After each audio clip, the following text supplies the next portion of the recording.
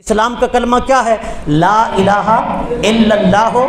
آدم صفی اللہ موجود تھے تو آدم صفی اللہ، حضرت نوح تھے تو آگے نوح نجی اللہ، حضرت عیسیٰ تھے تو عیسیٰ روح اللہ، داود تھے تو داود خلیفۃ اللہ، حضرت ابراہیم خلیل اللہ، اس طرح حضرت اسماعیل ذبیح اللہ، یعنی سارے نام جو ہیں وہ کیا ہیں؟ مفرد ہیں۔ اور اس میں بڑی قابل توجہ بات ہے، اللہ نے پہلے حصے کے اندر کوئی نقطہ نہیں رکھا، لا الہ الا اللہ، کوئی نقطہ نہیں رکھا۔ دوسرے حصے کو اٹھاؤ، آدم صفی اللہ نقطہ رکھا، نوح نجی اللہ نقطہ رکھا، جی اسی طرح ابراہیم خلیل اللہ نقطہ رکھا، اسماعیل ذبیح اللہ نے نقطہ رکھا، یوسف صدیق اللہ نقطہ رکھا، داود خلیفۃ اللہ نقطہ رکھا۔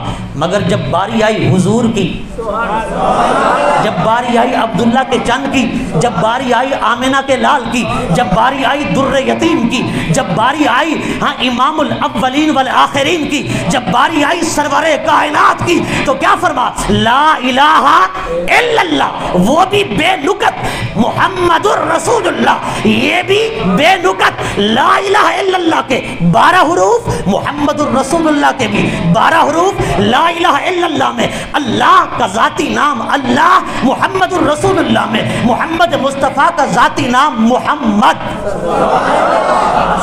لا الہ الا اللہ بھی بغیر نقطے کے، محمد الرسول اللہ بھی بغیر نقطے کے۔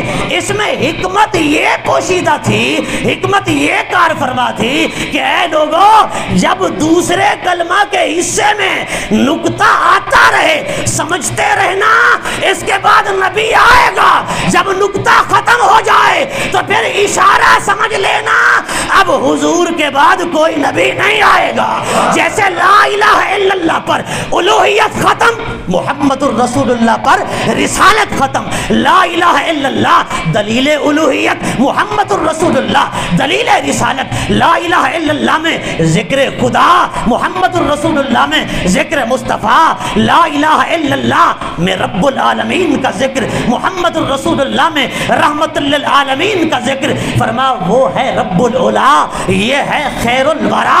اب کروڑوں قیامتیں تو بپا ہو سکتی ہیں، اب نہ کوئی الوہیت کے تخت پہ جا سکتا ہے، نہ کوئی نبوت کے تخت پہ نیا نبی آ سکتا ہے۔